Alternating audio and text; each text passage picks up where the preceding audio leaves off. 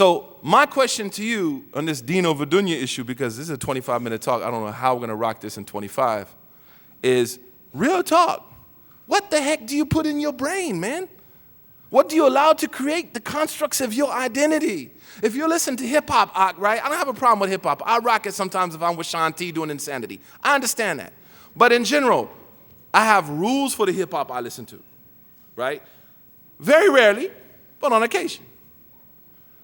But if I'm listening to like some misogynist, crazy, Big L type stuff, I'm gonna marry one of these nice little bents over here.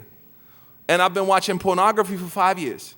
And that has shaped my understanding of sexuality. And my mother and father have never talked to me about what it means to be with a woman. Daddy has never taken me out with the halal beer, set me down, did some fishing and said, so boy, there's this thing called a woman. We like them. And we act dumb around them and do stupid stuff. And they act equally as dumb as we do. And for some reason, God wants us to be together, right? If we don't have that conversation, I'm saying that, of course, to be funny, but we know that there's a real conversation. Who is going to create the understanding of being a man and a husband in the home?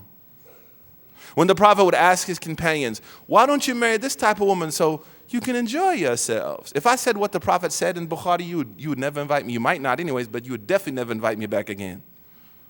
Because I can't believe he said that, because you're more pious than the prophet. That's the problem. When the prophet said, did you bam, bam, bam? He's like, well, that's important because the marriage needs to be healthy, bro.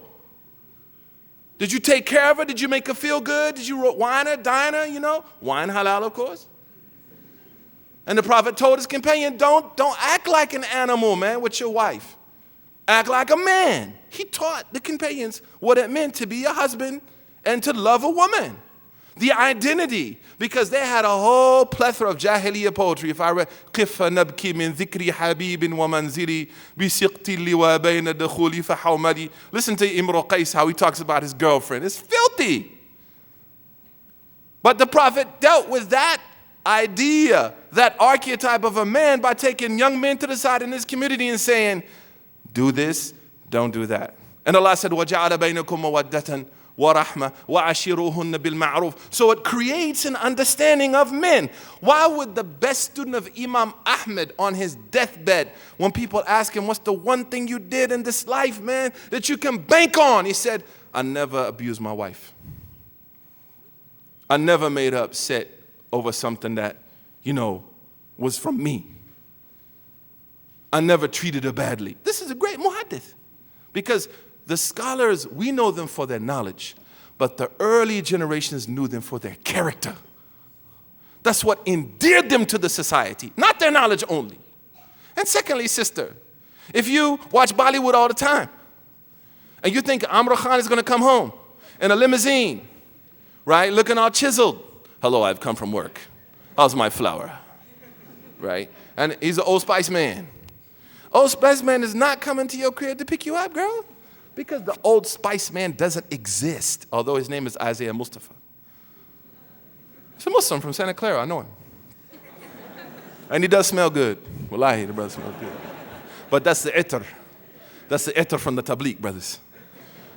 But real talk, what are you putting into your head before you get married? How do you envision your husband? I met a sister one time, she's like, Wallahi, I want to marry the most religious brother in the world. I said, really, I know one. She said, well, can he give me a sauna? A sauna? We're trying to pay college debt here. And you want a sauna? Okay, maybe just a jacuzzi? We're going to live in Motel 6, baby, for the first 6 years until I pay off my student loans. But we ain't going to miss Fajr. And we're going to have our tahajjud. And that initial struggle will make us strong as a couple.